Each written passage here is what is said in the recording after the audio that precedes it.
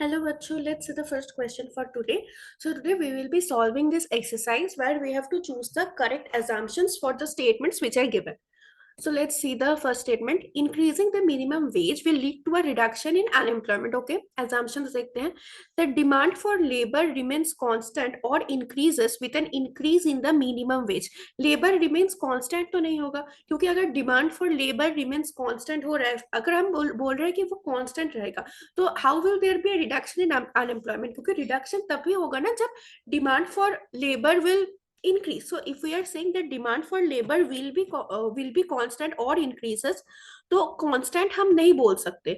So यहाँ पे constant है, तो इसलिए हम ये वाला assumption को eliminate कर देंगे. तो one तो नहीं होगा. Second देखते हैं.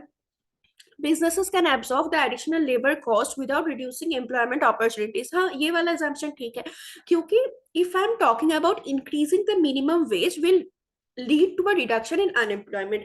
So by increasing the minimum wage पे क्या होगा, जो मेरा cost है मेरे firm का या फिर business का, that will increase, right? अगर if I am increasing the minimum wage for my employees, then that will increase, my expenditure will increase, right? So अगर स्टेटमेंट ये है कि it will lead to a reduction in unemployment, so I can assume that in spite of increase in expenditure, जो minimum wage को increase करने से जो expenditure मुझे इनकर करना होगा, in spite of doing that still I will be able to provide employment opportunities. तभी तो it will reduce unemployment, right? तो सेकंड वाला तो सही है. नेक्स्ट देखते हैं. The overall economy remain stable during the implementation of the minimum wage increase. हाँ, ये असम्पशन भी ठीक है, क्योंकि if overall economy is unstable or if overall economy is not in a balanced position, then all the businesses will be in loss, right? और अगर businesses loss में जा रहे हैं, how will they raise their minimum wages? And neither will they be able to give better employment opportunities agar if they are in loss, and if economy is not stable, obviously the businesses will be in loss. So we can assume that businesses will remain stable, economy will remain stable during the implementation of this scheme, right? So both 2 and 3 are correct. अब options देखते हैं. Assumption 2 and 3 follow. Option C is the correct answer. Next question. Presumed innocence is a cornerstone of a fair legal system. Okay. Assumptions देखते हैं. The legal system is designed to protect the rights of individuals accused of crime. हाँ, ये हम assume कर सकते हैं, क्योंकि अगर हम बोल रहे हैं कि presumed innocence is a cornerstone of a legal system, तो मतलब क्या? अगर कोई भी accused है, तो at first we don't consider that person to be guilty without any evidence. पहले we assume that person to be innocent until and unless we have strong evidence against that person to prove him guilty. So that's why we presume innocence, right? So we can assume that the legal system is there to even protect the rights of the people who are accused of any crime, right?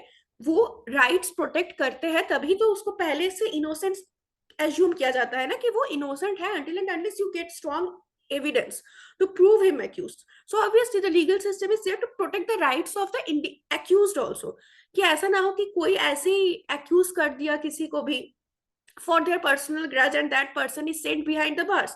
ये ना हो कि everyone's rights should be protected. So that's why presumed innocence is there, and it is only held a person guilty when you have strong evidence to prove that, right? So one तो ठीक है. Second देखते हैं. Evidence presented in court is presumed to be accurate and unbiased. हाँ, ये भी ठीक है, क्योंकि ऑब्वियसली एविडेंस जो है उसको तो एक्यूरेट मानते ही है ना, तभी तो लीगल सिस्टम फंक्शन कर रहा है. If you don't take any evidence to be if you don't take any evidence into account and if you think all the evidences to be false and all, then how will the legal system function? तो ये तो एक genuine assumption है कि evidence जो presented है, जो evidence दिया जाता है कोर्ट में, वो सही है, वो ठीक है, तभी तो लीगल प्रोसीडिंग्स फंक्शन करते हैं ना. थर्ड देखते हैं. The burden of proof lies on the prosecution to establish guilt beyond a reasonable doubt. हाँ, ये भी ठीक है. अगर हम प्रिज्यूम्ड इनोसेंस की बात कर रहे हैं, सो दैट मींस व्हाट, कि कोई भी एक्यूज्ड आ रहा है, I will presume that person to be innocent until and unless the prosecution proves that no, that person is not innocent, right? तो उसको सारा एविडेंस वगैरह देके प्रूव करना होगा कि नहीं, ये इंसान इनोसेंट नहीं है, तो बर्डन ऑफ प्रूफ प्रोसिक्यूशन पे लाई करता है. तो तीनों assumptions ठीक है. All the three assumptions follow. Option D. Next question. The fall of the Roman Empire was primarily due to internal factors rather than external invasions. Okay, assumptions देखते हैं. The Roman Empire faced significant internal challenges such as political instability, economic decline, and social unrest. हाँ, ये assumption तो ठीक है, क्योंकि अगर हम बोल रहे हैं कि रोमन एम्पायर का फॉल का प्राइमरी रीजन था इंटरनल फैक्टर्स, तो ये तो हम एज्यूम कर ही सकते हैं ना कि तो मतलब ऐसा हो सकता है कि वो बहुत सारे इंटरनल चैलेंजेस फेस कर रहा था, जैसे पॉलिटिकल इंस्टेबिलिटी हो गया, इकोनॉमिक डिक्लाइन या फिर सोशल अनरेस्ट, तो बहुत सारे इंटरनल चैलेंजेस फेस कर रहा था, ये हम एज्यूम कर सकते हैं. तो एक नंबर तो ठीक है. सेकंड देखते हैं. External invasions were a contributing factor but not the primary cause of the fall of the Roman empire. हाँ, ये भी एज्यूम कर सकते हैं, क्योंकि यहाँ पे ये बताया गया है ना कि प्राइमरी कॉज था इंटरनल फैक्टर्स, एक्सटर्नल कोई इन्वेशन नहीं, प्राइमरी कॉज था. बट ऐसा तो नहीं बताया गया है कि कोई एक्सटर्नल फैक्टर्स था ही नहीं, कि कोई एक्सटर्नल फैक्टर्स एग्जिस्ट ही नहीं करता है, तो ऐसा नहीं बताया हुआ है. तो ये हम एज्यूम कर सकते हैं कि एक्सटर्नल इन्वेशंस प्राइमरी कॉज नहीं था, बट वो एक कंट्रीब्यूटिंग फैक्टर हो सकता है. कि प्राइमरी कॉज तो इंटरनल फैक्टर्स था, ये तो बताया हुआ है, तो may be it can happen कि एक्सटर्नल फैक्टर्स जो था that was not a primary cause, but उसका कुछ और इफेक्ट हो सकता है साइड में. तो सेकंड भी सही है. थर्ड देखते हैं. The Roman empire would have persisted if it had effectively addressed its internal issues even in the face of external pressures. हाँ, ये भी ठीक है, क्योंकि if we are saying that the primary cause of the downfall was the internal factors, तो हम ये assume कर सकते हैं कि अगर रोमन एम्पायर ने अपने इंटरनल इश्यूज जो भी आ रहे थे उसको अगर ढंग से एड्रेस किए होते at that time, then it might have prevented its own downfall. Okay, so we can assume this third one also. So all the three assumptions are correct. Option D. Now, ninth question. People are more likely to conform to a group's opinion even if it goes against their own judgment when the group is perceived as authoritative or knowledgeable. Okay, assumptions देखते हैं. Individuals value the opinions of authoritative और knowledgeable groups. हाँ, ये तो बिल्कुल सही है, क्योंकि यहाँ पे यही तो बताया गया है ना कि लोग जब कोई ऑथोरिटेटिव या फिर नॉलेजेबल ग्रुप में हो तो ही और she values their the groups opinion more than their own opinion. तो ये assumption वन तो बिल्कुल ठीक है, दैट वैल्यू द ऑथोरिटेटिव और नॉलेजेबल ग्रुप्स, ये तो ठीक है. सेकंड देखते हैं. People have a tendency to prioritise social harmony over expressing their own dissenting opinions. हाँ, ये भी हम एज्यूम कर सकते हैं, क्योंकि अगर हम ये बोल रहे हैं कि लोग ग्रुप के ओपिनियन को ज्यादा मानते हैं, सो ऑब्वियसली ये तो हम कह सकते हैं ना कि जो ग्रुप का हार्मनी है, जो सोशल हार्मनी है, उसको ज्यादा प्रायोरिटाइज करते हैं instead of giving their own opinion at that point. कि खुद का ओपिनियन को साइड में रख के जो ग्रुप का जो ओवरऑल ओपिनियन है उसको हम अगर मान रहे हैं, तो that means we are prioritising that, we are prioritising the social harmony, the harmony among the members of the group, right. So second भी सही है. थर्ड देखते हैं. द इन्फ्लुएंस ऑफ ऑथोरिटेटिव और knowledgeable groups on individual opinions is not a conscious decision but rather a subconscious response. हाँ, ये भी ठीक है. कॉन्शियस डिसीजन क्यों नहीं? देखो, कॉन्शियस डिसीजन क्या होता है ना कि जब तुम ऐसे बाय हार्ट मान लो कि हाँ, मेरा जो ओपिनियन था वो गलत था, बट यहाँ पे बात वो नहीं है. यहाँ पे क्या है कि तुम्हारा ओपिनियन कुछ और था, बट ग्रेजुअली तुम ग्रुप के ओपिनियन पे एग्री कर जाते हो just because that the person you are sitting with they are knowledgeable enough, so you think कि ओके, ये लोग जो बोल रहे हैं वो ठीक ही होगा, तो मुझे अपना ओपिनियन देने की जरूरत नहीं है. कि ये सब जो बोल रहे हैं इनको तो अच्छे से पता है, काफी नॉलेज है, तो इन लोगों का ओपिनियन ठीक ही होगा, तो मुझे अपना बताने का जरूरत नहीं है. So that you do subconsciously, right. Conscious नहीं होता है. कॉन्शियस क्या होता है कि तुम मान लो कि हाँ, मेरा ओपिनियन गलत ही है, इन लोगों का सही है, कि तुम सोच समझ के कर रहे हो, तो तब वो कॉन्शियस होता है. बट यहाँ पे हम ये एज्यूम कर सकते हैं कि no, that is not a conscious action.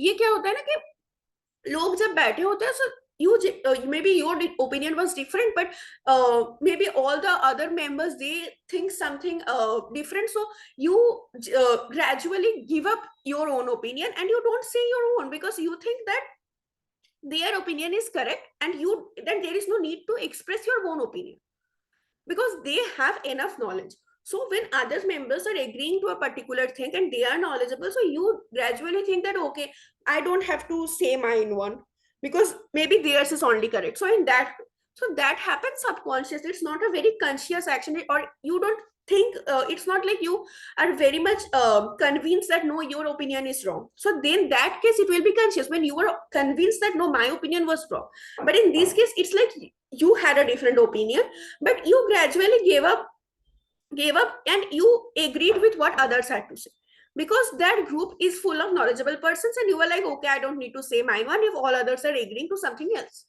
So option 3 will also be correct. So all the assumptions are correct. D will be the correct answer.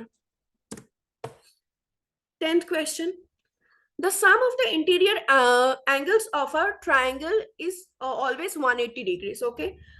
The statement assumes that the triangle is a standard Euclidean triangle in a flat plane. हाँ ये सही है, क्योंकि ना if देखो ये Euclidean geometry का ये रूल है that and it's in a flat when the triangle is drawn in a flat plane then it's the rule that interior angles का सम 180 डिग्रीज होगा. बट अगर this triangle is a part of non Euclidean geometry और अगर वो कोई ऐसे curved surface पे हो और अनइवन सरफेस पे हो देन वहां पे ना ये जरूरी नहीं है कि उसका इंटीरियर एंगल्स का सम 180 डिग्रीज ही हो. तो ये हम एज्यूम कर सकते हैं कि जो ट्रायंगल के बाद यहाँ पे हम कर रहे हैं so that is a part of Euclidean triangle in a flat plane. Okay, तो एक नंबर तो ठीक है. सेकंड देखते हैं.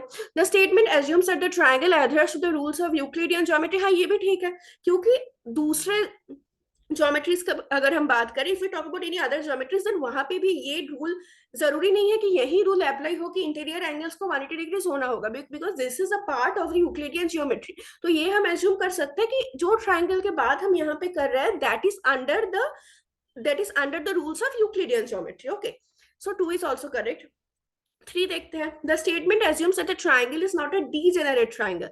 देखो ये होना जरूरी नहीं है, क्योंकि जो डीजेनरेट ट्रायंगल्स होता है ना even if it is a degenerate triangle but अगर जो डीजेनरेट ट्रायंगल भी है उसके जो वर्टिसेस है इफ दे आर कोलिनियर, मतलब if the vertices are in the same line, collinear मतलब in the same line, so if the vertices are collinear they are in the same line then again this rule applies that the interior angle sum of them will be 180 degrees. So again this rule applies, so we can't assume that the triangle is necessarily not a degenerate triangle, क्योंकि it may happen that the triangle is a degenerate triangle where its vertices are collinear, so then also the sum will be 180 degrees. तो ये हम assume नहीं करेंगे कि वो degenerate triangle नहीं है. So only assumption 1 and 2 fits.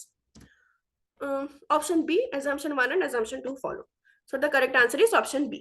Okay, so we have completed this exercise. I hope all of you have understood it. Thank you.